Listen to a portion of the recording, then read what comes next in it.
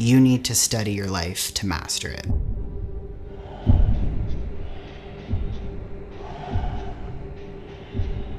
You don't become a hero by not walking through the battlefield. I want people to walk away from MAP, walk away from their workouts, a hard week of life, knowing that they can do the hard things, not because someone told them to or asked them to, but because they believe that they can. Anyone can write a program, but it takes a different type of individual to actually learn about the person's mentality, how they respond to stress. It comes down to using training and nutrition as a vehicle to push people outside their comfort zones and show them what's possible. And that doesn't come without a very deep coach-athlete relationship. And that's where coaching turns into mentorship.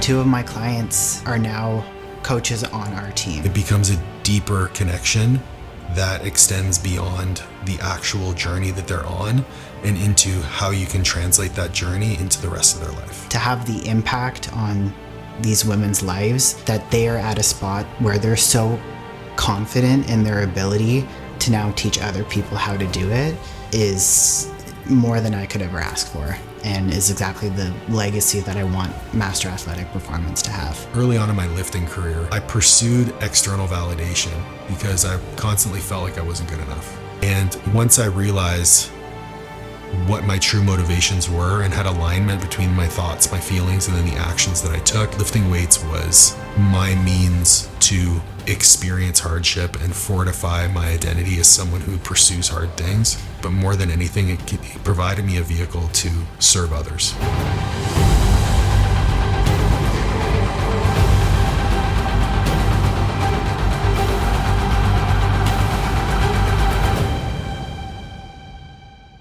At its core, MAP isn't about losing 10 pounds, setting PRs. It's about self-mastery. It's about becoming the best version of yourself. And that's what raise the bar means. It means that you're in a constant pursuit of personal progression. It means that you're seeking out opportunities to test yourself. You're always looking for that next challenge. You're always looking for that next opportunity to level up. You don't get better by constantly pursuing the easy route. You get better by actually doing things that scare the shit out of you. And constantly overcoming that, constantly accumulating evidence of wins, makes you feel capable, makes you feel confident. And ultimately, as a vehicle for personal growth, that's what training and nutrition is for us. It's a manufactured hardship that allows you to showcase who you are in the face of challenges, win, and continue to grow in all areas of your life. Something I always tell my clients is when you feel that discomfort, you know that it's leading you down the path to prove to yourself that you can overcome something. I'm not holding their hand through it. I'm rather just behind them, telling them what rocks to expect up ahead, right? I can foresee because I've been through it. I've seen everything that you can think of when it comes to your relationship with food and slip-ups with training and going down different paths, that I know what to expect. I know that there's a rock up there that you're probably going to stumble on, and I can give you the tools that you need to navigate it and watch out for it. But hey, if you fall, I'm right behind you, and I'm going to pick you up and tell you to keep going. Each one of the coaches on our team is an industry expert. We've got IFBB pros, we've got all-time world record holders, we've got people who have pursued excellence in military operations. But at the end of it, all of our clients are along a journey, and we've all walked that journey at some point within our path.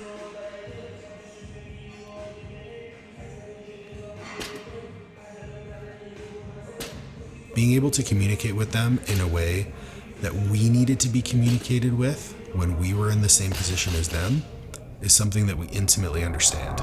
But you see what I mean? Like, you see lateral quad is filling out. Yeah. It was striated this morning, but it was kind of like, It was still flat. yeah. A little more mass vascular, like in your midsection is tight. Yeah. It's actually tighter than it was this morning because you see that skin's like kind of like wrapping a lot more. Like after I eat and like lay down for a little bit, as soon as I get up, I'm like starting to get vascular again. Yeah. Feel less cold.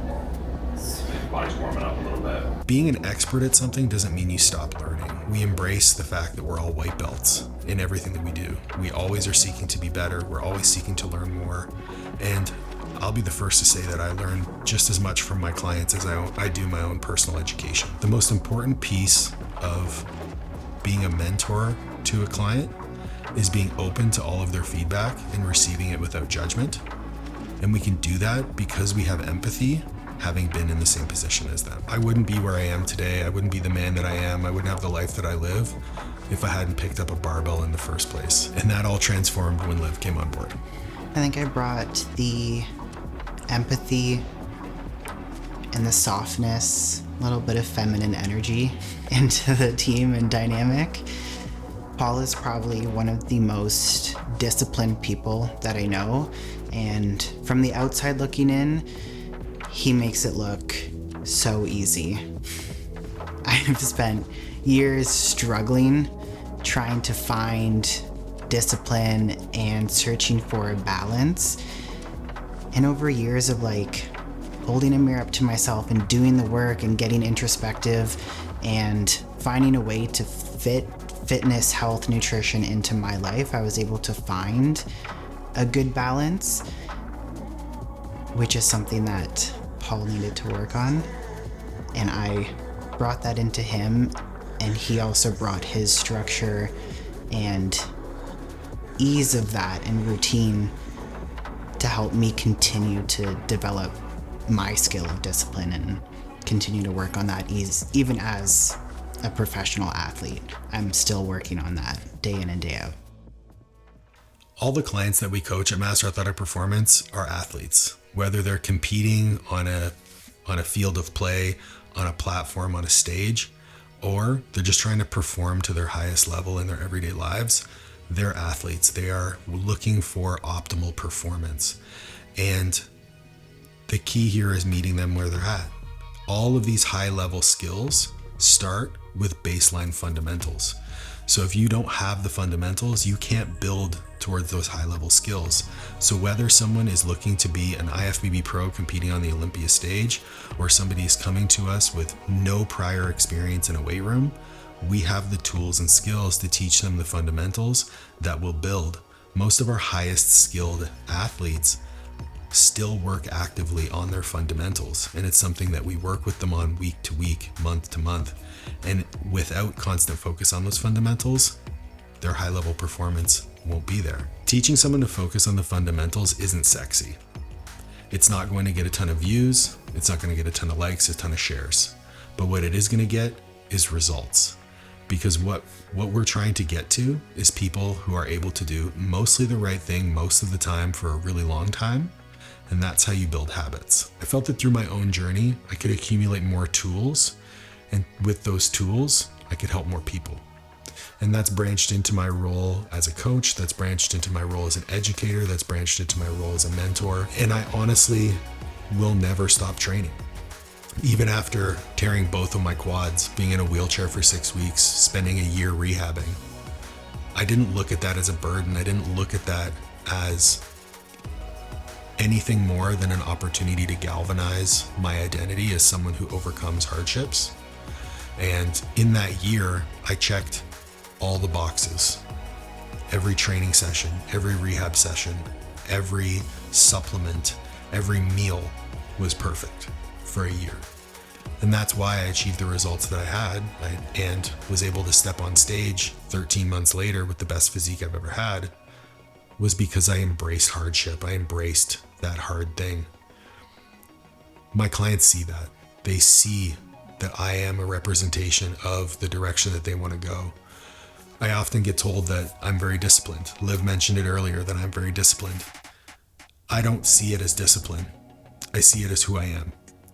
And our role with Master Athletic and the way that I see the legacy of the business is taking someone from being motivated to establishing some habits through discipline, but then ultimately developing an identity as the person who's already achieved the goals that they're searching for. So discipline is a tool, it's a throughway, but ultimately we're seeking for someone to become the best version of themselves, to fortify their identity.